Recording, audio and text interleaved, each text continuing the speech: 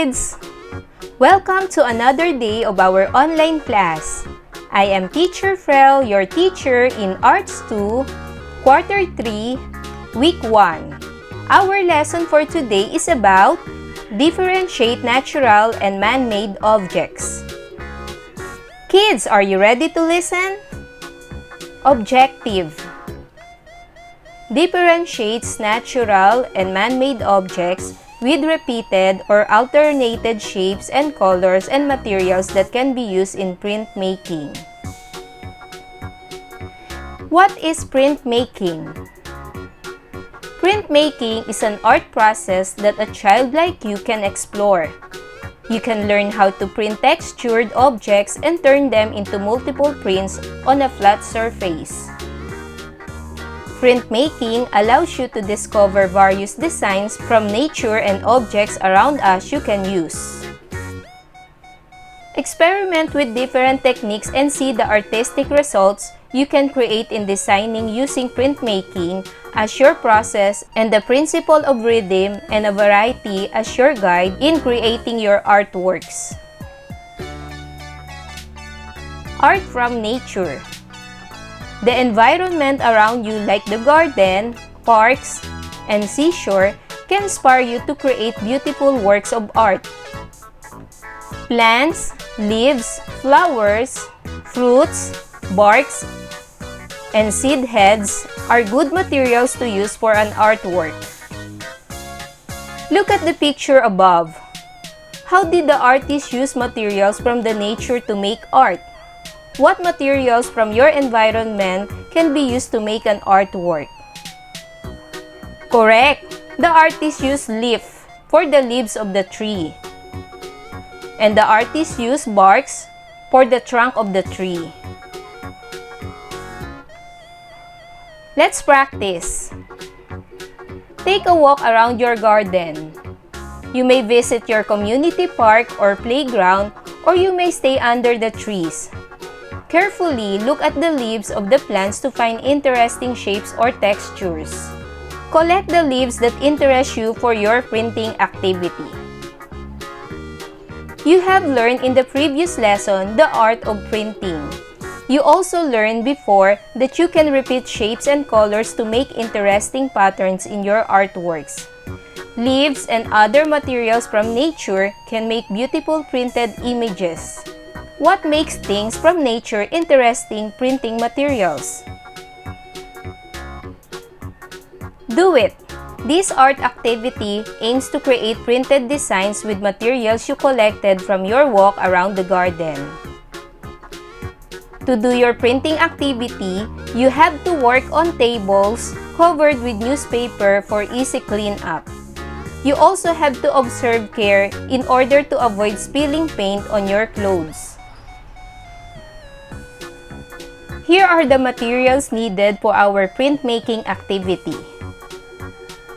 1 piece black construction paper, poster paint, sponge or brush,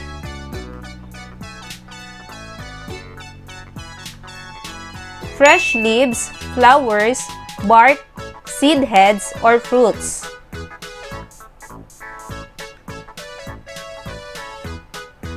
Old newspaper.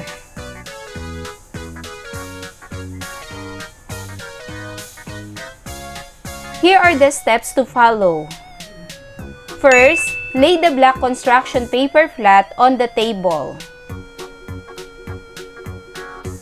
Second, plan the colors that you will use for the printing activity. Third, dip the brush or sponge into poster color to get paint.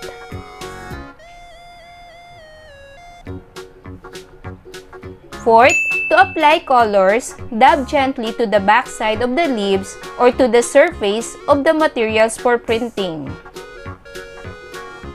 Fifth, place the painted material paint side down on the black paper.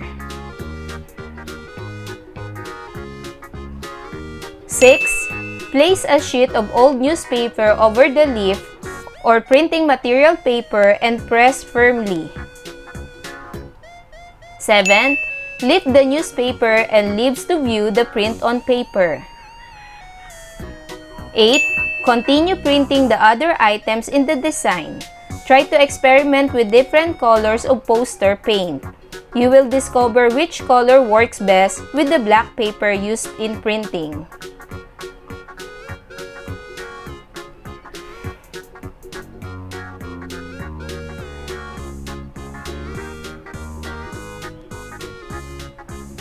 Man-made object printmaking.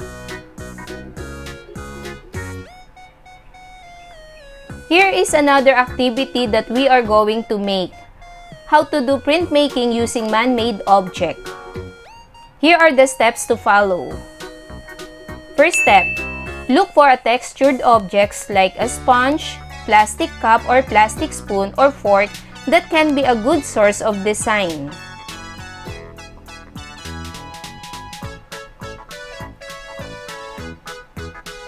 Step 2.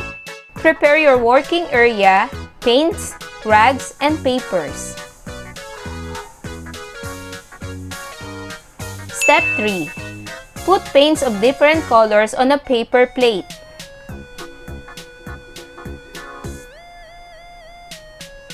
Step 4. Gently press the textured object on a chosen color of paint. Step 5. Gently press the textured objects with paints on a scratch paper to test the design. Step 6. Repeat the same process on your working paper until you created your desired design. And step 7. Let it dry.